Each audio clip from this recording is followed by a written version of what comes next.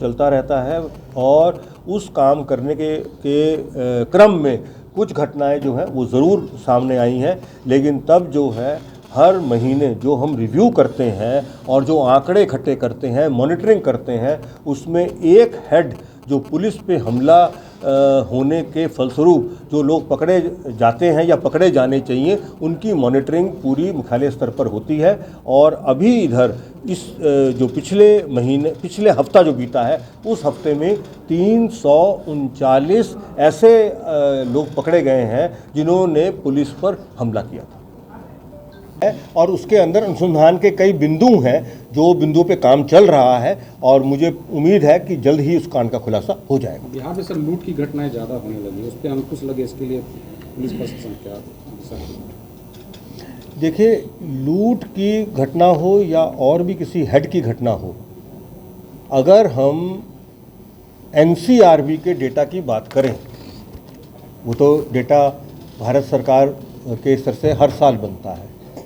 हमारे पास जो डेटा है उसमें कुल 20 हेड्स के अंदर जो बिहार की रैंकिंग है वो 14 हेड्स में इम्प्रूव हुई है। 2 हेड्स में एक जैसी रही और मात्र 4 हेड में ही जो है उसमें हल्का गिरावट आई है रैंकिंग, क्योंकि ये उल्टा चलता है। गिरावट का मतलब ये कि अगर रैंक जो है पहले 10 थी, 10 के बाद अगर 8 आई तो उसको हम गिरावट मानते हैं। तो ये स्थिति जो है, ये स्थिति बिल्कुल साफ साफ दर्शा रही है कि पिछले वर्ष जो बिहार पुलिस ने दिन रात की मेहनत की, उसी का ये फलाफल जो है वो निकला है। वही मेहनत इस साल भी लगातार हमारी पुलिस कर रही है।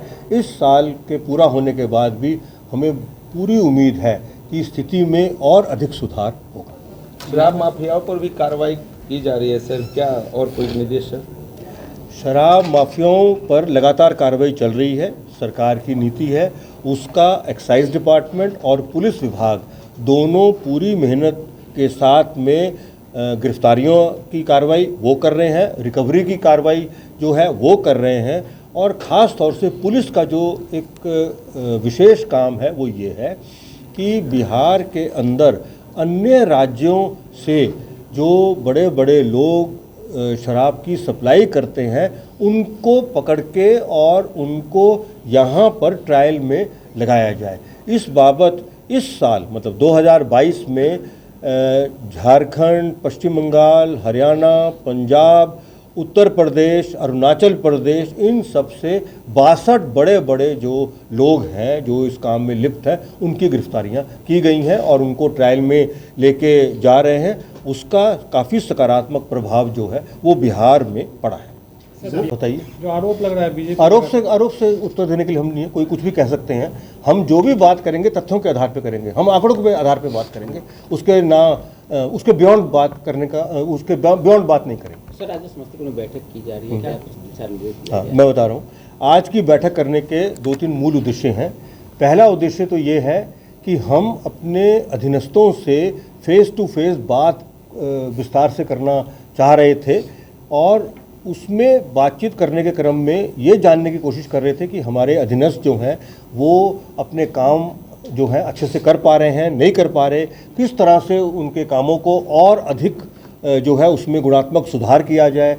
उनको अगर कुछ समस्याएं आ रही हैं तो वो समस्याएं सुन के उनका किस तरह से निराकरण किया जाए।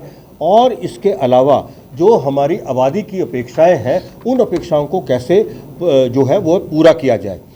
अंत में हम लोगों ने जो यहाँ पर अपराध के कांड हुए हैं, संवेदनशील कांड हुए हैं, महत्वपूर्ण कांड हुए हैं, उन पर केस बाय केस भी स्टडी करके और ये आकलन किया कि 90% केसेस में गिरफ्तारियां और उद्भेदन हो चुके हैं।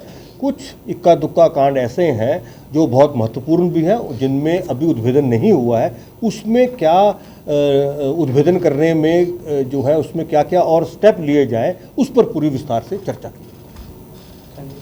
पुलिस के लिए सरकार ने हमेशा बहुत मदद की है। आपने देखा भी होगा कि समय के साथ साथ हमारी मैन पावर में बढ़ोतरी हुई, हमारे जो इंफ्रास्ट्रक्चर है उसमें बढ़ोतरी हुई, ट्रेनिंग के इंफ्रास्ट्रक्चर में बढ़ोतरी हुई है, जो लोग हमारे लोग पहले बाहर ट्रेनिंग में जाते थे, वो सारी की सारी ट्रेनिंग मतलब बीपीएस से लेकर और सिपाही तक वो हमारे बिहार के अंदर हो रही है। राजगीर की जो एकेडमी है वो हमारे देश के सर्वश्रेष्ठ 3 एकेडमियों में गिनी जाती है, और सारे जो इंस्ट्रक्टर्स हैं वो भी हमने अपने अंदर ही मोबिलाइज़ किए हैं। उससे ट्रेनिंग में गुणात्मक सुधार भी आया है, और जो पैसे की बचत है वह भी हुई है। दुनिया भर की हम लोगों ने गाड़ियां खरीदी हैं। डायल 112 के अंदर फर्स्ट फेज़ में 400 गाड़ियां आई, मैन पावर लगाया, उसका भी जो है वो पब्लिक की सेवा करने में बहुत अहम योगदान रहा है।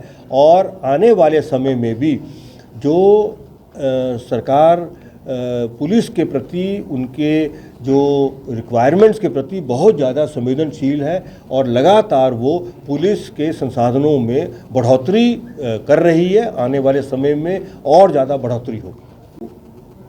विवाद बोलना चाहिए, भू विवाद जो है वो यहाँ की एक बड़ी समस्या है, और उसका कारण ये है कि जो भू विवाद के रिकॉर्ड्स हैं वो रिकॉर्ड्स या तो रेवेन्यू अथॉरिटीज़ के पास रहते हैं, और या भू विवाद के जो मामले हैं वो न्यायालय से सलटाए जाते हैं।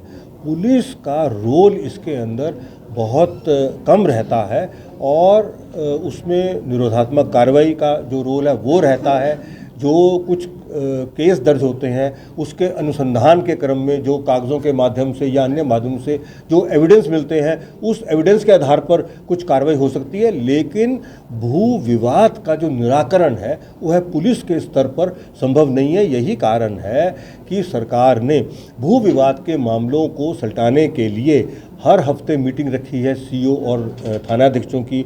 15 दिन में डीएसपी साहिबान, एसडीएम साहिबान की मीटिंग रखी है। 1 महीने में जो हमारे जिला के कलेक्टर साहब हैं और एसएसपी या एसपी साहब हैं उनकी मीटिंग रखी है। तो ये जॉइंट जो एफर्ट्स हैं, इन जॉइंट एफर्ट्स के माध्यम से ही भू विवादों का निपटारा हो सकता है। तो एक व्यवस्था ये कर दी है।